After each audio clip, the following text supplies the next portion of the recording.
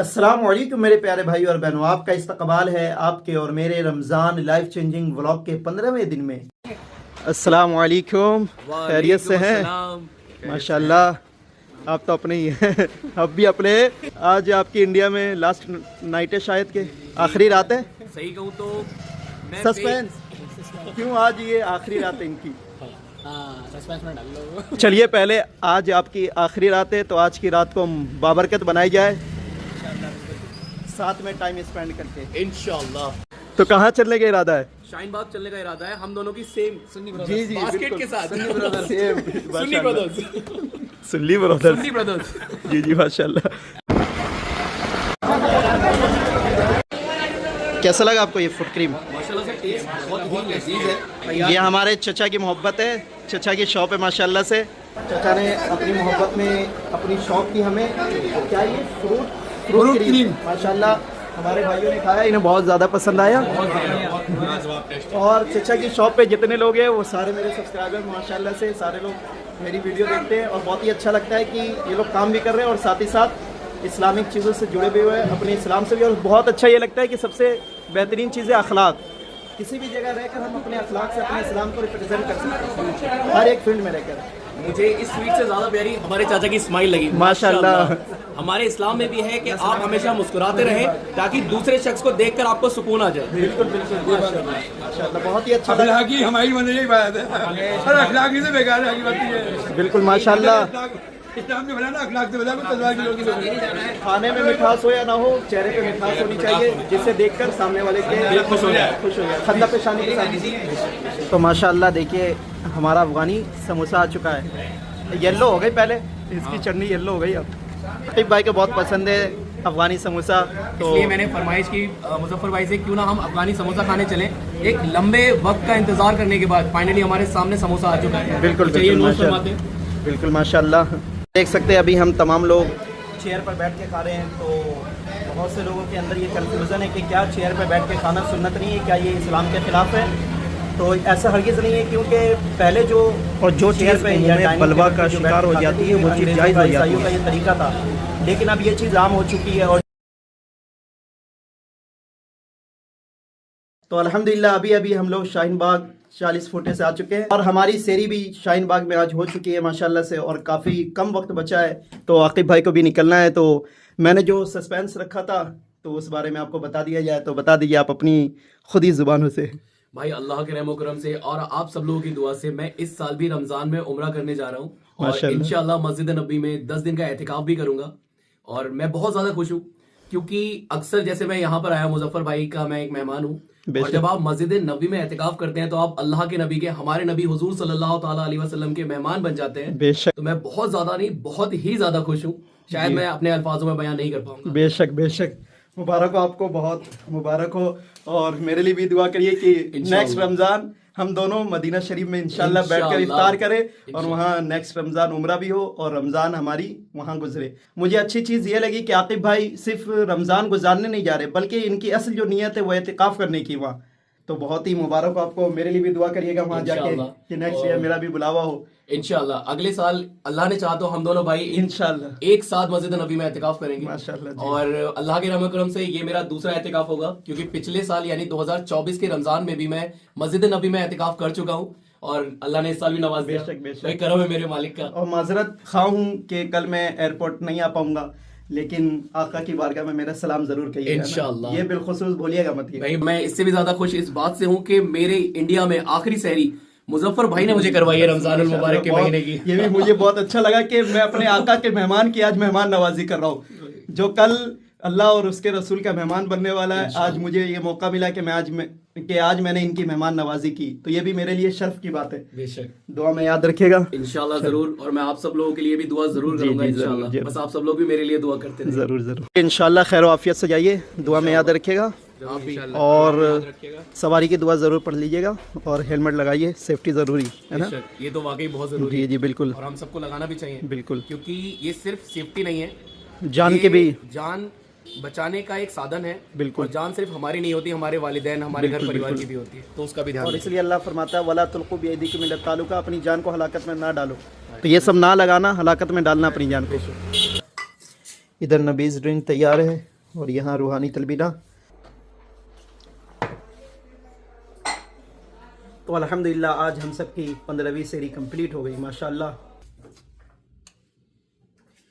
तो आज की लाइफ चेंजिंग कुरानी आयत और लाइफ चेंजिंग हदीस इस चीज़ के ऊपर है कि बहुत से हमारे भाई बहन जब उन्हें कोई मुसीबत पहुंचती है, जब उन्हें कोई तकलीफ पहुंचती है तो वो मायूस हो जाते हैं। उन्हें लगता है कि अब उनके लिए कभी आसानी पैदा ही नहीं होगी और वो इस मुश्किल को अपने ऊपर इस तरह सवार कर लेते हैं कि वो हर एक चीज़ से मायूस हो जाते हैं, यहाँ तक कि अल्लाह की रहमत से भी मायूस हो जाते हैं। लेकिन अल्लाह कुरान में इरशाद फरमाता है, अऊज़ु बिल्लाहि मिनश शैतानिर रजीम, बिस्मिल्लाहिर रहमानिर रहीम, फ़इन्न मअल उसरि युस्रा, यकीनन सख्ती के बाद, यकीनन मुश्किल के बाद आसानी है। तो अल्लाह तो यहाँ ये इरशाद फरमा रहा है अपने बंदों से कि मेरे बंदो, अगर कोई मुश्किल पेश आ जाए, अगर कोई तकलीफ पहुंचे तो ये मत समझना कि तुम सारी जिंदगी इसी मुश्किल में फंसे रहोगे, बल्कि इसके बाद जो तुम्हें मिलने वाला है वो इतना मिलेगा जिस बारे में तुम सोच भी नहीं सकते। क्योंकि फ़इन्न मअल उसरि युस्रा, हर सख्ती के बाद, हर मुश्किल के बाद आसानी है। तो अल्लाह की रहमत से कभी मायूस होकर मत बैठना। इसी बारे में आप सल्लल्लाहु अलैहि वसल्लम, इसी के रिलेटेड आप सल्लल्लाहु अलैहि वसल्लम हदीस में भी इरशाद फरमाते हैं कि बेशक मुश्किल के साथ आसानी है। तो आप दुनियावी लाइन में भी आप देखेंगे, दुनिया में भी आप गौर फिक्र करेंगे, आज हर कोई कश्मीर जाना चाहता है, वहां के नज़ारों को देखकर अपने दिल को सुकून पहुंचाना चाहता है, वहां जाकर लुत्फ अंदोज होना चाहता है, वहां जाकर सारी चैन सुकून चाहता है। लेकिन अगर आप दिल्ली से जाएंगे या किसी भी स्टेट से कश्मीर जाएंगे तो वहां जाने से पहले आपको काफी मुशक्कतें उठानी पड़ेगी, इतना लंबा सफर करना पड़ेगा। जब आप सफर करेंगे तो तरह तरह की तकलीफें, तरह तरह की मुश्किलात पेश आएंगी, लेकिन फिर भी आप उन मुश्किलात को इसलिए झेल लेते हो क्योंकि आपको पता है कि इस मुश्किल के बाद जो मुझे मिलने वाला है, जो नजारा मैं करने वाला हूं, वो बहुत ही बेहतरीन होगा। तो आपकी नजर इन मुश्किलात पर नहीं होती, बल्कि आपकी नजर इन मुश्किलात को झेलने के बाद, इस सफर को करने के बाद जो इनाम मिलने वाला है, जो खूबसूरत नजारा आपको देखने को मिलेगा, आपकी नजर उस आसानी, उस खूबसूरती पे होती है। इसलिए आप इन मुश्किलात को यूं ही झेल लेते हैं। तो इसी तरह मेरे प्यारे भाइयों और बहनों, आप अपनी नजर इन मुश्किलात पे मत डालो, बल्कि इन मुश्किलात के बाद जो आसानी, जो इनाम अल्लाह आपको देगा उस पर रखो।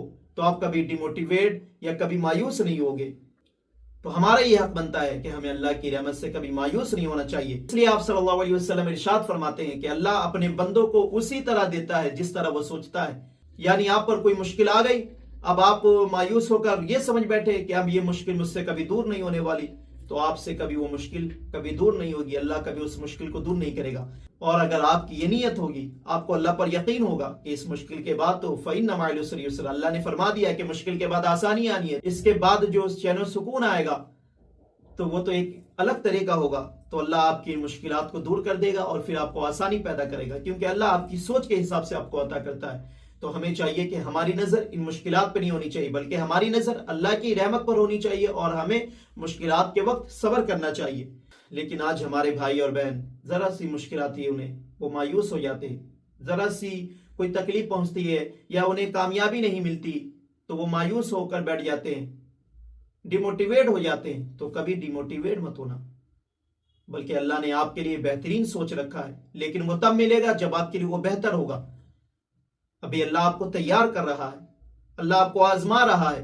अगर आप इस एग्जाम में पास हो जाएंगे तो आपको बेहतरीन इनाम दिया जाएगा।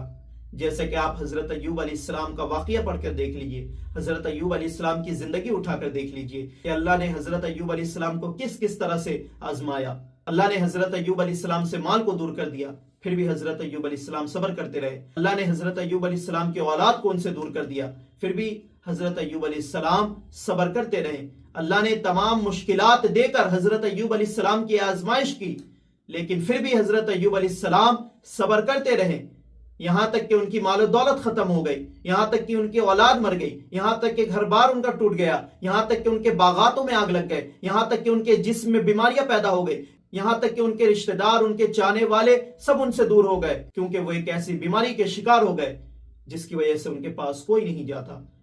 1 साल नहीं, 2 साल नहीं, बल्कि 18 साल तक अल्लाह ने हजरत अय्यूब अलैहिस्सलाम को इस बीमारी से, इन तमाम मुश्किलात से आजमाया, फिर भी हजरत अय्यूब अलैहिस्सलाम सब्र करते रहे, क्योंकि वो जानते थे कि हर मुश्किल के बाद आसानी है। जब उन्होंने सब्र किया, वो इस आजमाइश में पास हो गए। तो फिर आप देखिए हजरत अय्यूब अलैहिस्सलाम की जिंदगी को उठाकर, तो आपको पता चलेगा कि अल्लाह ने फिर उनको इतना नवाजा जितना उनके पास पहले नहीं था। हर एक चीज उनके पास दुगनी हो गई। तो ये है सब्र का इनाम, ये है सब्र का फल। वो तो हजरत अय्यूब अलैहिस्सलाम थे जिनका ये सब्र का आलम था, लेकिन हमारे अंदर तो उनके मुकाबिल 1% भी सब्र नहीं है। तो हमें चाहिए कि हमें अल्लाह की रहमत से कभी मायूस नहीं होना चाहिए, कभी भी डिमोटिवेट नहीं होना चाहिए, बल्कि कोशिश करनी चाहिए और अल्लाह की रहमत से हमें उम्मीद लगानी चाहिए और हमेशा यही सोचना चाहिए कि हर मुश्किल के बाद आसानी है। तो माशाल्लाह ये हमारे भाई है जो कि तुगलकाबाद से मुझसे मिलने आए और इफ्तारी का भी टाइम हो रहा है, लेकिन इनकी वालिदा अकेली है घर पे। तो मैंने इनको यही नसीहत किया कि आप जाइए, आपकी वालिदा परेशान ना हो, क्योंकि जब हज़रत उवैस करनी आप सल्लल्लाहु अलैहि वसल्लम हमारे प्यारे नबी के दीदार के लिए आए थे, मुलाकात करने, लेकिन हमारे नबी कहीं गए हुए थे, जिसकी वजह से हज़रत उवैस करनी अपनी वालिदा की वजह से इतनी मुक़द्दस हस्ती की दीदार करने आए, फिर भी वो अपनी वालिदा की खातिर अगर दीदार नहीं हो पाया, थोड़ा लेट हो गया, तो हज़रत उवैस करनी चले गए। उन्होंने वेट नहीं किया, उन्होंने वेट किया, इतना वेट किया जितना वेट करने से उनकी वालिदा को कोई तकलीफ़ ना पहुँचे। तो वालिदा का आप अपने माँ बाप का मर्तबा समझ सकते हैं। तो माशाल्लाह आप भी जाइए इंशाल्लाह ना, वरना मैं तो ये चाह रहा था कि आप मेरे साथ इफ्तार करते हैं, लेकिन आपकी वालिदा परेशान हो, उनको परेशान करना अच्छी बात नहीं है। तो अब असर के बाद शरबत बनाने जा रहा हूँ, क्योंकि अब इफ्तार की तैयारी हो रही है। तो माशाल्लाह से शरबत बन चुका है और अल्हम्दुलिल्लाह आज कस्टर्ड बनाए घर में, लेकिन अनार नहीं डाले इसमें, अनार डालते तभी तो मज़ा आता। चलो जो अल्लाह का शुक्र है, इतनी माशाल्लाह दस्तरखान लग चुका है इफ्तार का, हो गया। माशाल्लाह से आज हम सब के 15 रोज़ा कंप्लीट हो गए। तो अल्लाह से बस यही दुआ है कि या अल्लाह हमारे इस रोज़े को कबूल फरमा और इसमें किसी भी तरह की कोई कमी रह गई हो तो अपने फजल से माफ़ फरमा। तो देखिए ज़रा कि किस तेज़ी के साथ ये महीना ख़त्म होता जा रहा है। आज आधा महीना ख़त्म हो चुका है, अब बस बाकी के 15 दिन रह गए। ये भी किस तरह निकल जाएगा कि हमें पता भी नहीं चलेगा। तो मेरे प्यारे भाइयों और बहनों, ख़ुद को बदलने की कोशिश करो। ज़रा सा भी आपके अंदर बदलाव आ गया तो समझ जाइए कि इस रमज़ान का आपने फ़ायदा उठाया है। खैर इंशाल्लाह फिर कल मुलाकात होती है, दुआओं में याद रखिएगा।